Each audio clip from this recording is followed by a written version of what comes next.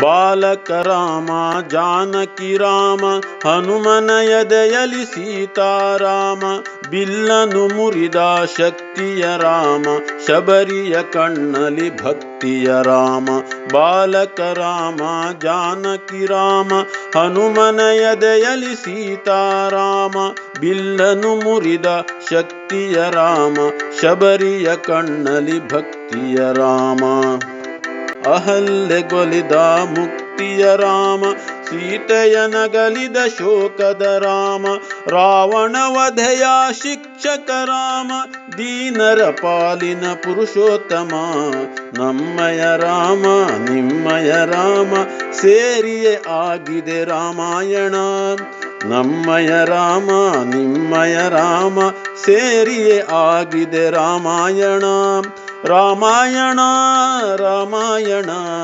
Ramayana Ramayana Ramayana Ramayana Ramayana Ramayana Ramayana Ramayana Ramayana Ramayana. Hi ಮಕ್ಕಳೇ, ಎಲ್ಲರೂ ಹೇಗಿದ್ದೀರಾ? ರಾಮಾಯಣದ ಕಥೆ ಕೇಳಿ ತುಂಬ ದಿನ ಆಯ್ತಲ್ವಾ? ನಿಮಗೂ ರಾಮನ ಬಾಲ್ಯ ಹೇಗಿತ್ತು ಅಂತ ಕೇಳೋ ಕುತೂಹಲ ಅಲ್ವಾ? ಬನ್ನಿ, ಇನ್ನೇಕ್ ತಡ, ಕಥೆ ಕೇಳೋಣ. ದಶರಥನಿಗೆ 4 ಜನ ಮಕ್ಕಳು ಹುಟ್ಟಿದ್ದು ಕೇಳಿದ್ರಿ ಅಲ್ವಾ? ಮೊದಲು ರಾಮ, ನಂತರ ಭರತ, ನಂತರ ಲಕ್ಷ್ಮಣ, ಕೊನೆಯವನು ಶತ್ರುಘ್ನ. ಮಕ್ಕಳ ಆಗಮನದಿಂದ ಅಯೋಧ್ಯ ನಗರಿಯೇ ಸಂತಸಪಟ್ಟಿತ್ತಂತೆ. 4 ಜನ ಮಕ್ಕಳಲ್ಲಿ ದಶರಥ ಆಗ್ಲಿ 3 ರಾಣಿಯರಾಗ್ಲಿ ಯಾವುದೇ ಭೇದ ಭಾವ ಮಾಡ್ತಾ ಇರಲಿಲ್ಲ. ಚಿಕ್ಕಂದಿನಿಂದಲೂ ರಾಮ ಹಾಗೂ ಲಕ್ಷ್ಮಣ ಒಟ್ಟಿಗೆ ಇರ್ತಿದ್ರು. ಲಕ್ಷ್ಮಣನಿಗೆ ಅಣ್ಣನೆಂದ್ರೆ ಬಹಳ ಪ್ರೀತಿ. ರಾಮ ಲಕ್ಷ್ಮಣ ಅಂದ್ರೆ 2 ದೇಹ 1 ಜೀವ ಅನ್ನೋ ರೀತಿ ಇರ್ತಿದ್ರು. 4 ಮಕ್ಕಳು ಬಹಳ ಬುದ್ಧಿವಂತರು, ಧೈರ್ಯವಂತರು ಆಗಿದ್ರು. ದಶರಥ ಮಕ್ಕಳಿಗೆ ವಿದ್ಯಾಭ್ಯಾಸ ನೀಡಬೇಕು ಅಂತ ಯೋಚಿಸಿ ಉಪನಯನ ಸಂಸ್ಕಾರ ಮಾಡಿ ಗುರುಕುಲಕ್ಕೆ ಕಳಿಸ್ತಾನೆ. ಅಲ್ಲಿ ಗುರುಗಳ ಆಶ್ರಯದಲ್ಲಿ ಒಬ್ಬ ದಕ್ಷ ರಾಜನಿಗೆ ಬೇಕಾದ ಸಕಲ ವಿದ್ಯೆಗಳನ್ನ ಕಲಿತು ಅಯೋಧ್ಯೆಗೆ ಮರಳ್ತಾರೆ. ಮಕ್ಕಳು ವಯಸ್ಸಿಗೆ ಬಂದ್ರು ಅಂತ ದಶರಥ ವಸಿಷ್ಠರ ಜೊತೆ ಮಕ್ಕಳಿಗೆ ಮದುವೆ ಮಾಡಬೇಕು ಅಂತ ಮಾತಾಡ್ತಾ ಇರ್ತಾನೆ. ಅದೇ ಸಮಯಕ್ಕೆ ವಿಶ್ವಾಮಿತ್ರ ಮಹರ್ಷಿಗಳು ಅಯೋಧ್ಯೆಗೆ ಬರ್ತಾರೆ. ರಾಜ ಋಷಿಗಳನ್ನ ಸತ್ಕರಿಸ್ತಾನೆ. ಹಾಗೆ ರಾಜನ ಹತ್ರ ಋಷಿ ತಾನು ಬಂದ ಕಾರಣವನ್ನ ಹೇಳ್ತಾನೆ.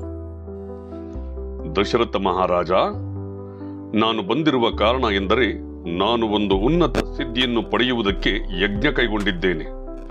ಆದರೆ ಯಜ್ಞ ಪೂರ್ಣವಾಗದಂತೆ ಮಾರೀಚ ಮತ್ತು ಸುಬಾಹು ಎಂಬ 2 ರಾಕ್ಷಸರು ಯಜ್ಞಕುಂಡಕ್ಕೆ ಮಾಂಸ ಮಜ್ಜೆಗಳನ್ನು ತಂದು ಅಪವಿತ್ರಗೊಳಿಸುತ್ತಿದ್ದಾರೆ.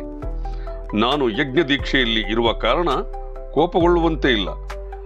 ಆ ರಕ್ಕಸರನ್ನು ಸಂಹರಿಸಲು ರಾಮನೊಬ್ಬನೇ ಸಮರ್ಥನೆಂದು ಇಲ್ಲಿಗೆ ಬಂದಿದ್ದೇನೆ. ಆದ್ದರಿಂದ ರಾಮನನ್ನು ನನ್ನೊಡನೆ ಕಳಿಸಿಕೊಡು. ವಿಶ್ವಾಮಿತ್ರ ಋಷಿಗಳು ಹೇಳಿದ ಮಾತನ್ನ ಕೇಳಿ ದಶರಥನ ಎದೆ ಭಯದಿಂದ ನಡುಗಿ ಹೋಗುತ್ತೆ. ಋಷಿವರ್ಯ, ರಾಮ ಇನ್ನೂ ಕೇವಲ 12 ವರ್ಷದ ಪುಟ್ಟ ಬಾಲಕ. ರಕ್ಕಸರ ಜೊತೆ ಕಾದಾಡಲು ಇನ್ನೂ ಶಕ್ತನಲ್ಲ. ಮಗನನ್ನು ಯುದ್ಧಕ್ಕೆ ಕಳಿಸಲು ನನ್ನ ಮನವೇಕೋ ಹಿಂಜರಿಯುತ್ತಿದೆ. ನಿಮ್ಮೊಡನೆ ನಾನೇ ಬರುವೆನು. ಆ ರಕ್ಕಸರ ಜೊತೆ ಕಾದಾಡಿ ನಿಮ್ಮ ಯಜ್ಞ ಪೂರ್ಣಗೊಳ್ಳುವಂತೆ ಮಾಡುವ ಹೊಣೆಗಾರಿಕೆ ನನ್ನದು.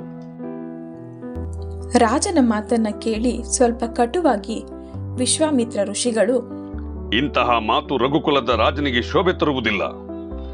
ನಿನಗೆ ನನ್ನ ಮಾತನ್ನು ನಂಬಿ ಕುಮಾರನನ್ನು ಕಳಿಸಲು ಇಷ್ಟವಿಲ್ಲ ಎಂದಾದರೆ ನಾನು ಈ ಕೂಡಲೇ ಇಲ್ಲಿಂದ ತೆರಳುವೆನು. ನೀನು ಮತ್ತು ನಿನ್ನ ಪರಿವಾರ ಸುಖದಿಂದ ಇರಿ ಎಂದು ಹೇಳಿ ಕುಳಿತಲ್ಲಿಂದ ಹೇಳ್ತಾರೆ.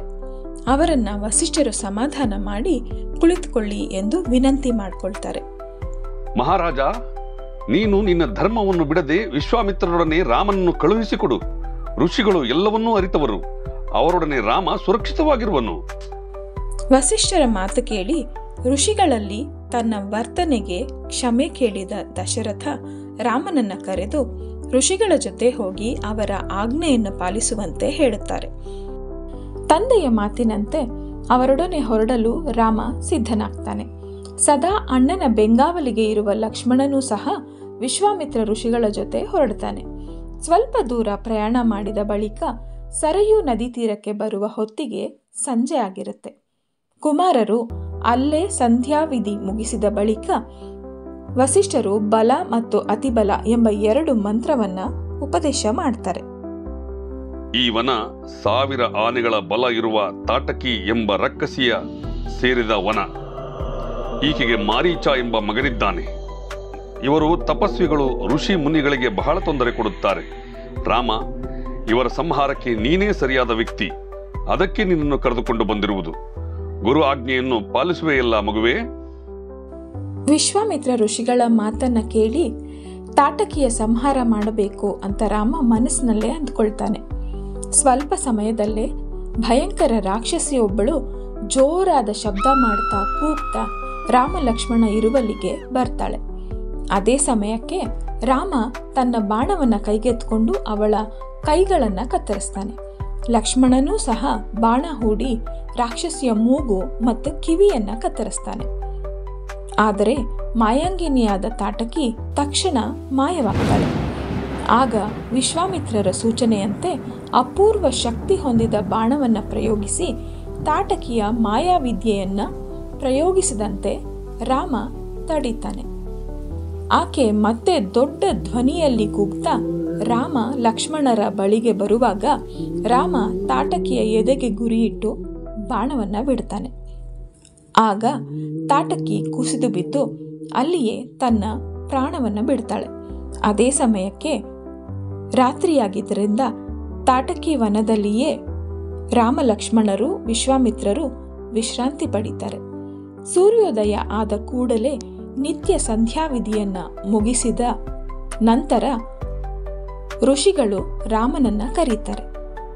ರಾಮ, ತಾಟಕಿ ಸಂಹಾರದಿಂದ ನಾನು ಬಹಳ ಸಂತುಷ್ಟನಾಗಿರುವೆ. ನಿನಗೆ ಸಕಲ ಮಂತ್ರಾಸ್ತ್ರ ಪ್ರಯೋಗಗಳನ್ನು ಬೋಧಿಸುವೆ.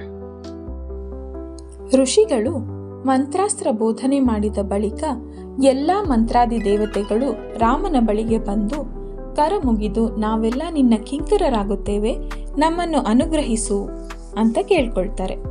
ಶ್ರೀರಾಮನು ನೀವೆಲ್ಲ ನನ್ನ ಮನೋಗತರಾಗಿರಿ ಎಂದು ಅನುಗ್ರಹ ನೀಡ್ತಾರೆ. ಬಳಿಕ ತಾಟಕಿ ವನದಿಂದ ತಮ್ಮ ಪ್ರಯಾಣವನ್ನ ಮುಂದುವರಿಸ್ತಾರೆ. ಮಾರ್ಗ ಮಧ್ಯದಲ್ಲಿ ಋಷಿಗಳು ರಾಮ ಹಾಗೂ ಲಕ್ಷ್ಮಣರಿಗೆ ಹಲವು ಮಂತ್ರಗಳ ಉಪದೇಶವನ್ನ ಮಾಡ್ತಾರೆ. ವಿಶ್ವಾಮಿತ್ರರ ಆಶ್ರಮದ ಸಮೀಪಕ್ಕೆ ರಾಜಕುಮಾರರು ಹಾಗೂ ಋಷಿಗಳು ಬರ್ತಾರೆ. ಮಕ್ಕಳೇ, ತಾಟಕಿ ಸಂಹಾರದ ಕಥೆ ಕೇಳಿದ್ರಿ ಅಲ್ವಾ? ಇಷ್ಟ ಆಯ್ತಾ ನಿಮ್ಗೆ ಈ ಕಥೆ? ಮತ್ತೊಂದು ಕಥೆ ಜೊತೆ ಆದಷ್ಟು ಬೇಗ ನಿಮ್ಮ ಮುಂದೆ ಬರ್ತೀನಿ. ಅಲ್ಲಿ ತನಕ ಬಾಯ್ ಬಾಯ್.